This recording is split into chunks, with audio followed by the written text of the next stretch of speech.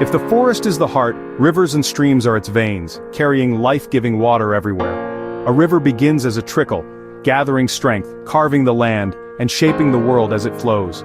Its sound is the wilderness's pulse, dictating the rhythm of life along its banks. Animals come to drink, otters play, and kingfishers depend on its clear waters. Beneath the surface, fish thrive, insects thrive, each part of a delicate underwater ecosystem. The river connects habitats, carries nutrients, and supports epic journeys, like salmon returning home to spawn. Its steady flow is essential for the health of the land.